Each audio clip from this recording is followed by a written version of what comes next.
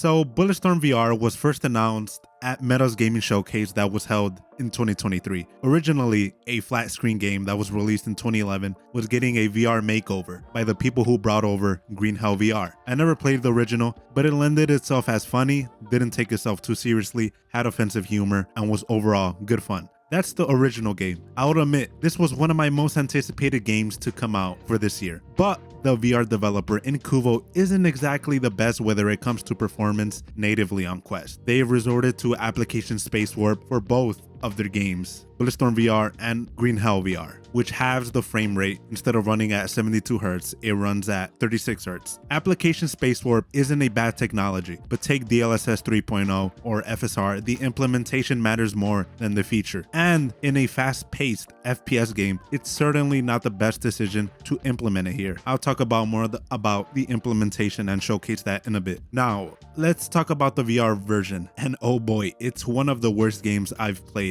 And we're just starting the year, toppled by the fact that the game is priced at $40. I'm all for paying more for VR games that make the effort, but the game manages to do everything wrong. Before I get into the game, BULLETSTORM VR had already gotten bad reviews from VR publications, YouTubers, and store reviews. So there are a lot of red flags before I got into the game, but was it really that bad on Quest? And boy, did I find the answer to that quickly. So now let me list all the things one by one of what BULLETSTORM VR manages to do wrong. So the first one and the most obvious and crucial one is dialogue. I tried not to judge the game too quickly, but one of the screens it introduces you to is this, which isn't inherently bad. I'm all for inclusivity, but there is a time and place for everything. A staple for this game especially is the edgy, rude humor, and they managed to remove all of that. It's understandable if certain jokes necessarily don't land like they used to or times change, but it's a video game. Adding a toggle in the settings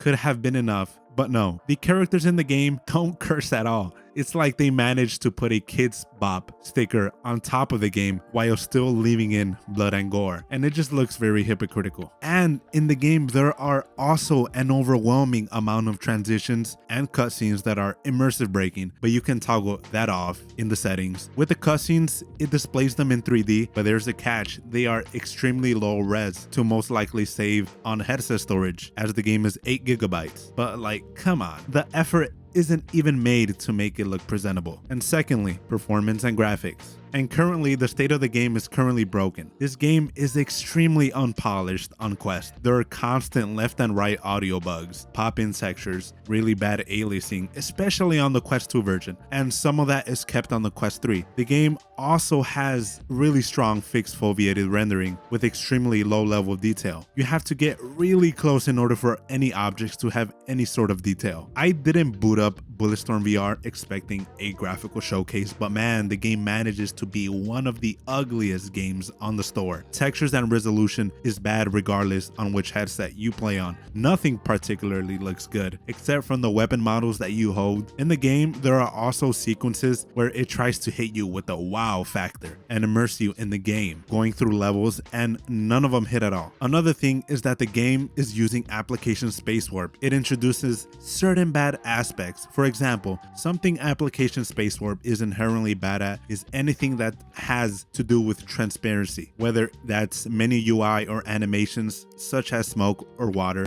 The game showcases what not to do on those aspects. You start to see the edge of the layers on things like smoke effects. And then frame rate for this game isn't bad on both headsets. I managed to record in 1440p with Quest Games Optimizer and was impressed that it was really stable. It might look like it stutters a bit, but it ran fine without recording. That's pretty much the only good thing coming off from this game. Also, with application space warp, it has certain flaws like artifacting, ghosting of moving objects. I wouldn't say it's super noticeable, but that was because I was perplexed by how bad the game was before I cared about anything about the performance. Looking and playing this game is bad on the eyes. It has bottom of the barrel Xbox 360 graphics. And remember, they are charging 40 buckaroos. With recording on 1440p on both headsets, the one to crash, oddly, was Quest 3. So now let's get into the gameplay and mechanics. The game at its core is all about having a good time, gameplay for me was extremely uninteresting and tedious even when I decided to give the game a chance. Early on in the game, it introduces a point system where getting kills rewards you with points you can spend on different weapons to upgrade them. Early on, the gunplay is pretty underwhelming. It starts to feel like a VR wave shooter as it's very linear and enemies have some of the worst AI to date. It feels like one of those arcade VR shooters that they would have in movie theaters before seeing a screening of a film. The gameplay is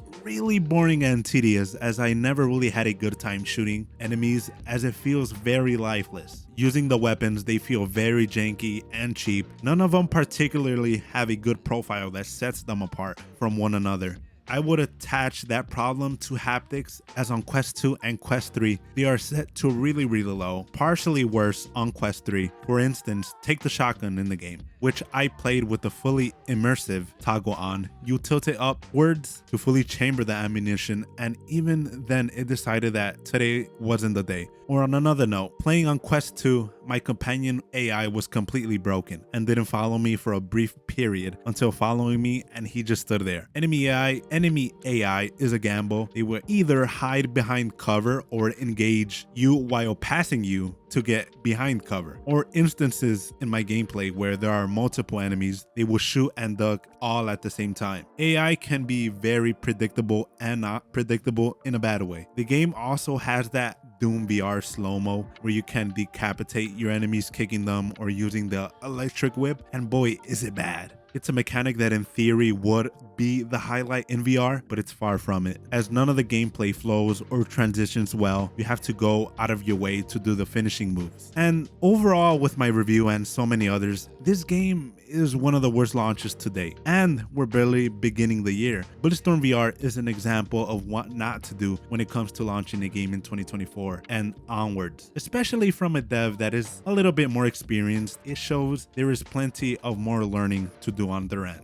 BULLETSTORM VR isn't unsalvageable. It's already a good game that happened to get a really god-awful VR port on every platform, PC VR, Quest, and PS VR. This game needed more attention and time to cook in the oven. I could certainly see this turning around if Incuvo ever wants to attach their name in another VR game or become reputable as a VR dev. At $40, asking for that is highway robbery. At most, I would call this a $15 game, or I could see this being a mod in the current state. I was originally going to pass, but I was just curious to see if the game was really that bad. Hopefully the game gets a major overhaul from the current alpha state that it's in. Time will tell. And yeah, that's my impressions of the couple hours that I played this game. This comparison review is a little late on my part, but I want to hear your thoughts about the game. This is the current benchmark for the worst game on Quest to be released this year for me. If you want to see more of these type of reviews or VR related stuff, consider dropping a like and subscribing for more content. And until the next video, bye.